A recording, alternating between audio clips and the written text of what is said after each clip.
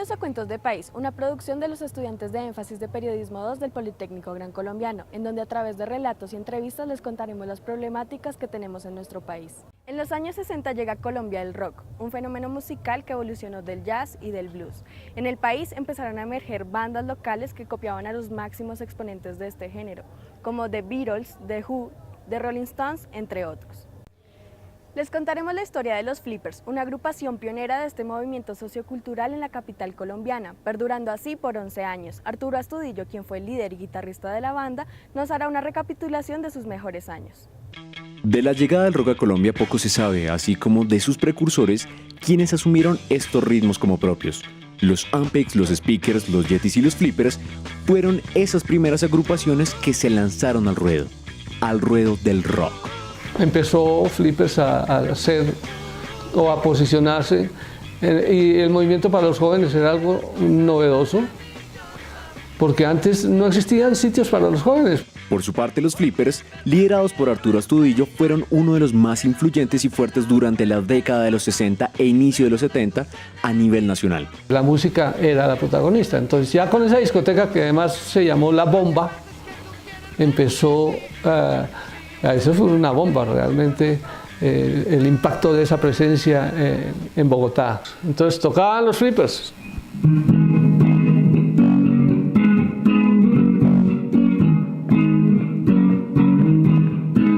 Tocábamos, la gente al otro lado pues efervescente, bailando. Los jóvenes que siempre están dispuestos a hacer lo que está sucediendo, pues comenzaron a hacer rock and roll. No había infraestructura, pero sencillamente el destino era nuestro patrocinador.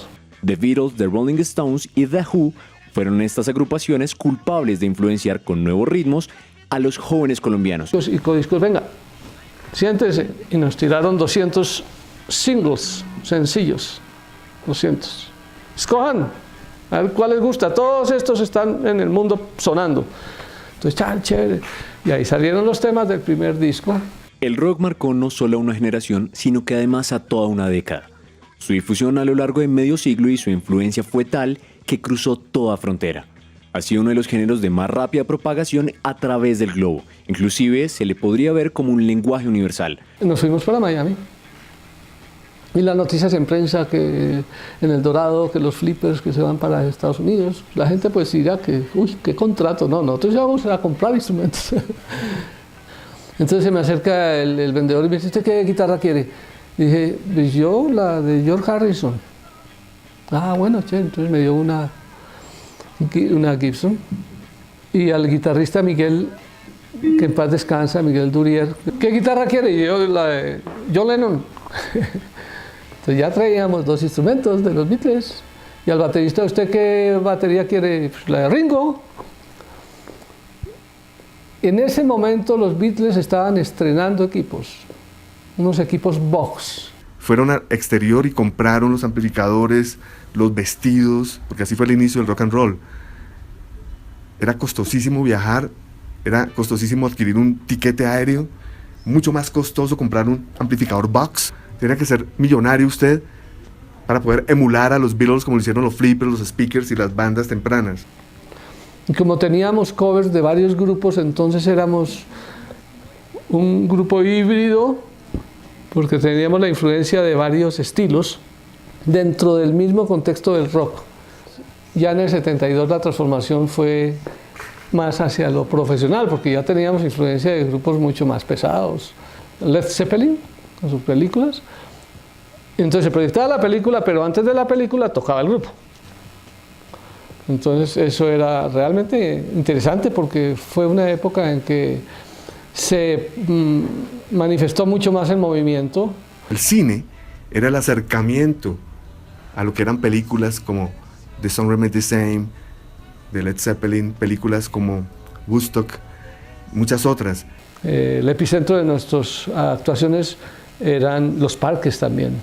El Parque de los Novios, porque imagínense nosotros tocando sobre unas plataformas de unas planchas del ejército, de esas planchas que atraviesan los ríos, tocando sobre una plancha en el lago.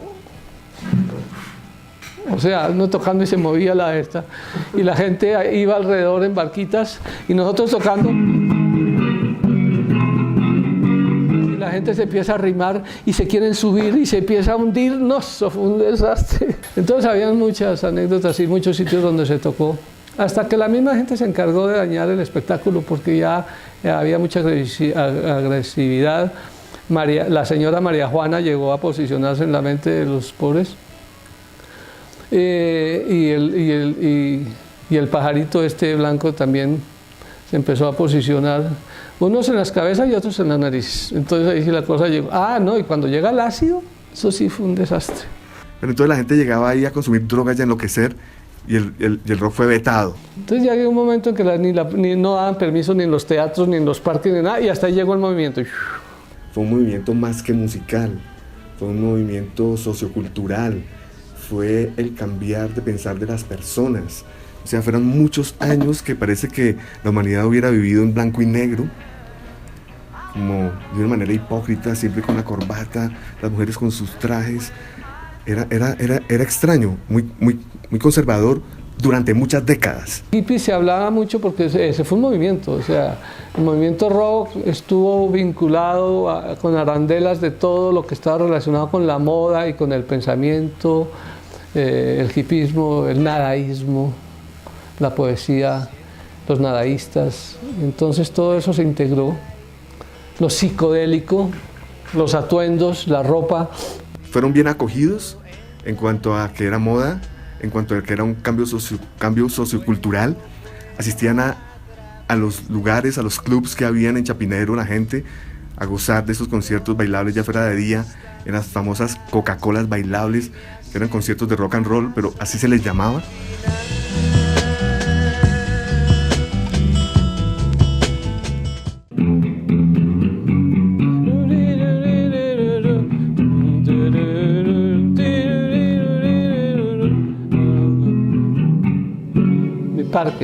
El parque que era mío no pertenece ya, porque es que ese parque se reunían los hippies en la 60, abajo de la 60 que era el pasaje de los hippies, se tocaba en la calle, se tocaba en el parque, y un día construyeron esos edificios y que aquí no hippies porque estamos construyendo. Entonces el parque que era mío no pertenece ya a un monstruo de hierro, ocupa su lugar, era el texto, ¿no?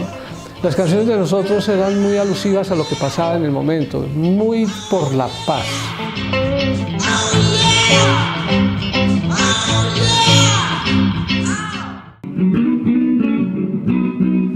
Estoy desesperado en esta ciudad, haciendo tanto ruido ya no sé qué hacer. Tuvimos un contrato muy interesante a ir a inaugurar un parque como el Cine Simón Bolívar aquí, pero en Quito. Y ahí hicimos televisión, hicimos radio, hicimos grandes presentaciones. Y ese fue de los últimos aletazos de Flippers. Ellos son nuestros Charly García, nuestros reales clásicos. El rock no solo se canta en inglés, también se canta en español. Y por supuesto, el país del Sagrado Corazón de Jesús no podría ser la excepción de esta fuerte ola musical. Y esa es la historia, pues lógicamente muy por encima de todo lo que sucedió en la época entre los 65 y 75, 10 años, 11 años que estuvimos nosotros dándole rock a Colombia.